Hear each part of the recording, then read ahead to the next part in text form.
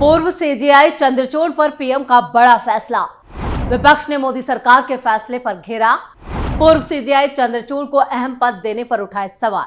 नमस्कार, आप सभी का बहुत बहुत स्वागत है। आप देख रहे हैं स्पेशल स्टोरी। मैं हूं परवीन शेख। पूर्व सीजेआई चंद्रचूड़ एक बार फिर से खबरों में आ गए हैं। इस बार वो अपने फैसलों को लेकर नहीं बल्कि मोदी सरकार के बड़े फैसले को लेकर सुर्खियों में हैं। तो क्या है पीएम मोदी का वो फैसला जिस पर कांग्रेस को लगी है मिर्ची? क्यों खड़गे और राहुल गांधी ने पीएम मोदी के फैसले पर उठाए हैं सवाल? क्यों सुप्रीम कोर्ट के पूर्व चीफ जस्टिस को अहम पद पर बैठाना चाहती है मोदी सरकार? इन्हीं तमाम सवालों का जवाब हम देंगे अपनी इस स्पेशल स्टोरी में।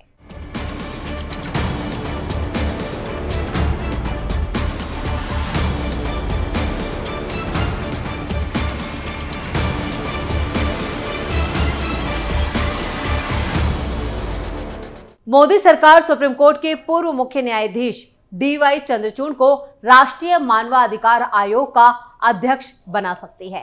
पीएम मोदी की अध्यक्षता वाली कमेटी ने बीते 18 दिसंबर को राष्ट्रीय मानवाधिकार आयोग के अगले अध्यक्ष का चुनाव करने के लिए एक बैठक भी की थी, जिसके बाद ऐसी अटकलें लगाई जा रही हैं।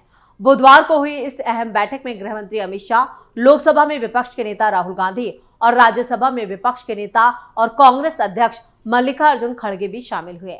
हालांकि मीडिया रिपोर्ट्स के हवाले से बताया गया है कि कमेटी में शामिल विपक्षी सदस्यों ने अध्यक्ष और एक सदस्य के लिए सरकार की पसंद से असहमति जताई है, जिससे इस मामले में थोड़ा विलंब हो सकता है या इस मामले में एक नया मोड़ आ गया है। यानी एक नया पेच मोदी सरकार के फैसले में राहुल गांधी ने फंसा दिया है। आपको बता दें कि सुप्रीम कोर्ट के पूर्व जज जस्टिस अरुण कुमार मिश्रा का 1 जून को कार्यकाल पूरा होने के बाद से एनएचआरसी के अध्यक्ष का पद खाली है।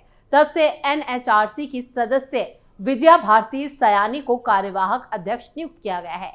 यहाँ ये भी ध्यान देने वाली बात है कि सिलेक्शन कमेटी की सिफारिश पर राष्ट्रपति ने भारत के किसी पूर्व सीजेआई या सुप्रीम कोर्ट के रिटायर्ड जज को एनएचआरसी का अध्यक्ष नियुक्त किया जा सकता है।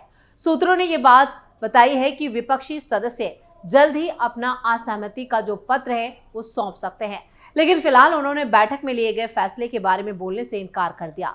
सूत्रों के मुताबिक इस संबंध में जल्द ही अधिसूचना जारी कर दी जाएगी। राष्ट्रीय मानवाधिकार आयोग के प्रमुख के लिए जिन नामों पर अटकलें लगाई जा रही हैं, उनमें हाल ही में रिटायर हुए भारत के चीफ जस्टिस डीवाई चंद्रचूड़ का नाम शामिल है। आपको बता दें कि चंद्रचूड़ 8 नवंबर को रिटायर हुए थे और इससे पहले भारत के पूर्व मुख्य न्यायाधीश एचएल दत्तू और केजी बालकृष्णन भी एनएचआरसी के प्रमुख रह चुके हैं। एनएचआरसी के पूर्व अध्यक्षों की लिस्ट। भारत के मुख्य न्यायाधीश जिन्होंने एनएचआरसी के अध्यक्ष का पद संभाला है, उनमें न्यायमूर्ति रंगनाथ मिश्रा भी शामिल हैं, जिन्होंने 12 अक्टूबर 1993 से 24 नवंबर 1996 तक ये पद संभाला। जस्टिस एमएन वेंकट चलैया 26 नवंबर 1996 से 24 अक्टूबर 1999 तक इस पद पर बने रहे। वहीं जस्टिस जेएस वर्मा 4 नवंबर से 1999 से 17 जनवरी 2003 तक इस पद पर रहे। जस्टिस एएस आनंद जो थे वो 17 फरवरी 2003 से 31 अक्टूबर 2006 तक इस पद पर थे। वहीं जस्टिस एस राजेंद्र बाबू 2 अप्रैल 2007 से 31 मई 2009 तक इस पद पर रहे। जस्टिस केजी बालकृष्णन 7 जून 2010 से 11 मई 2015 तक इस पद पर रहे। वहीं जस्टिस एचएल दत्तू 29 फरवरी 2016 से 2 दिसंबर 2020 तक और जस्टिस अरुण मिश्रा 1 जून 2021 से 1 जून 2024 तक इस पद को संभाल चुके हैं। अब एनएचआरसी के अध्यक्ष के लिए चंद्रचूड़ का नाम सामने आने के बाद एक और विवाद या कहें कि कंट्रोवर्सी खड़ी हो सकती है, क्योंकि पूर्व सीजेआई के नाम पर सबसे ज्यादा परेशानी विपक्ष को हो रही है। राहुल गांधी पहले भी मोदी सरकार के कई फैसलों पर सवाल खड़े कर चुके हैं। वैसे पूर्व सीजेआई चंद्रचूड़ पर सवाल तो मुस्लिम संगठन भी खड़े कर रहे हैं। हाल ही में संभल की जामा मस्जिद को लेकर हिंदू पक्ष की याचिका पर निचली अदालत ने एएसआई से सर्वे कराने का आदेश दिया था, जिसकी वजह से संभल में हिंसा और विवाद हो गया था। वहीं अजमेर दरगाह को लेकर भी याचिका निचली अदालत ने मंजूर कर ली थी, जिसको लेकर जारी विवाद के बीच मुस्लिम संगठन all India Muslim Personal Law board ने पूर्व सीजेआई डीवाई चंद्रचूड़ के फैसलों को जिम्मेदार ठहराया। दरअसल उत्तर प्रदेश के संभल की शाही जामा मस्जिद से लेकर अजमेर दरगाह पर जारी विवाद के बीच All India Muslim Personal Law Board और समाजवादी पार्टी के कई सांसदों ने पूर्व सीजेआई को टारगेट किया था। दोनों का ही कहना था कि 2023 में चंद्रचूड़ की अध्यक्षता वाली बेंच ने ज्ञानवापी मामले में सर्वे की याचिका को मंजूरी देकर विवादों को हवा दी थी। सपा सांसद ने पूर्व सीजेआई पर लगाए आरोप। संभल हिंसा मामले में समाजवादी पार्टी के नेता जियाउर रहमान बर्क और मुहिबुल्लाह नदवी ने कहा कि चंद्रचूड़ का फैसला गलत था।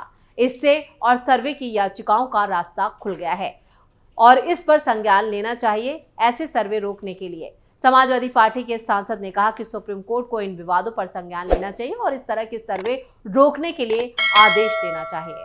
उन्होंने ये भी कहा था कि सुप्रीम कोर्ट को इस तरह की याचिकाएं मंजूर नहीं करनी चाहिए और निचली अदालत को इसको लेकर निर्देश देना चाहिए। इस मामले में मुस्लिम पर्सनल लॉ बोर्ड ने भी बयान जारी किया था और कहा था कि यह फैसला प्लेसेस ऑफ वर्शिप एक्ट 1991 की भावना के खिलाफ है।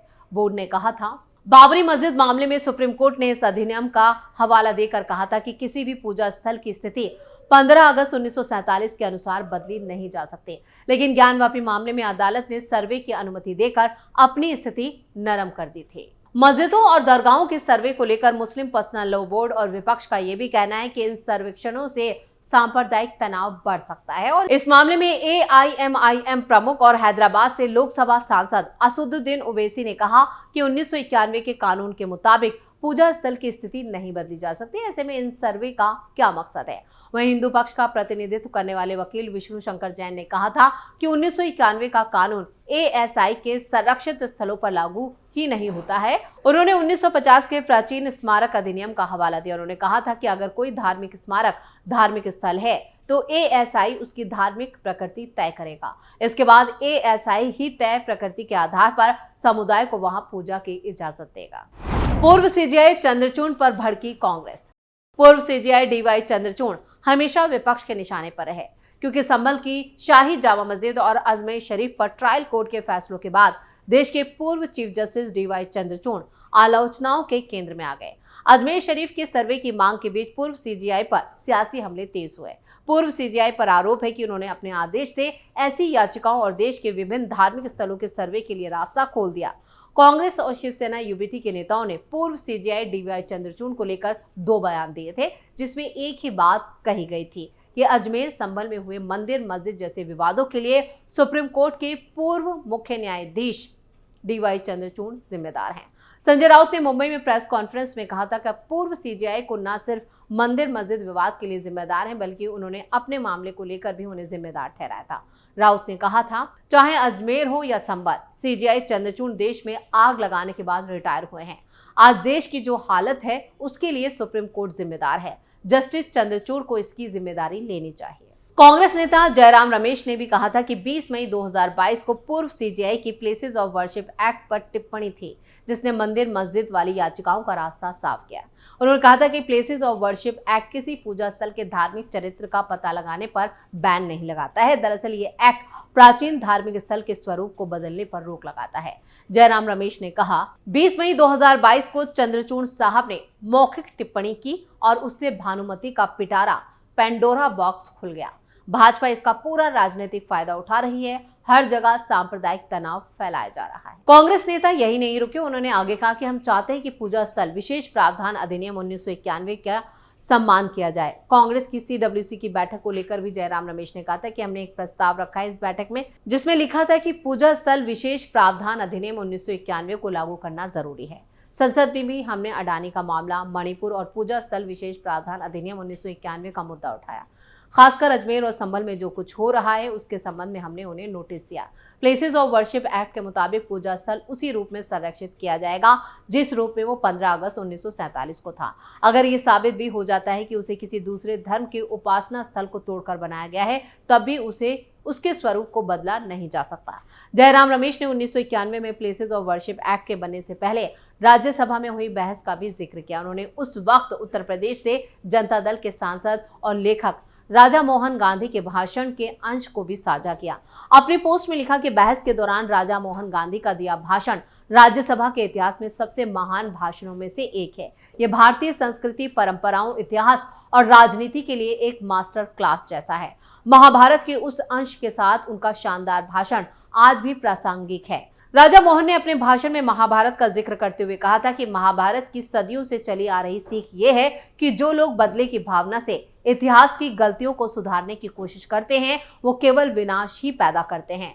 पूर्व chief justice of India DY Chandrachud ने एक इंटरव्यू में ये कहा था, लोकतंत्र में विपक्ष का स्पेस अलग है। कुछ लोग न्यायपालिका के कंधों पर बंदूक रखकर गोली चलाना चाहते हैं, वो कोर्ट को विपक्ष में बदलना चाहते हैं, लेकिन न्यायपालिका कानूनों की जांच करने के लिए है। डीवाई चंद्रचूड़ का ये बयान कांग्रेस के ही बयान के बाद आया था, यानी एक पलटवार के रूप में इसे देखा गया। उन्होंने सीधे तौर पर कांग्रेस को करारा जवाब दिया था।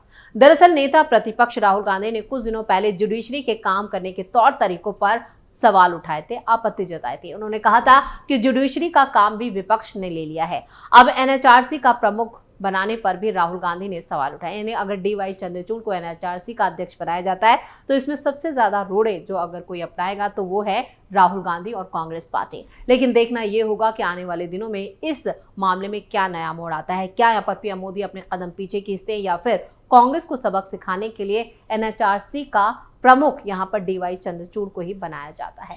तो स्पेशल स्टोरी में इतना ही। वीडियो कैसा लगा कमेंट करके अपनी राय जरूर दें। वीडियो को लाइक करें, शेयर करें और कैपिटल टीवी को सब्सक्राइब जरूर करें।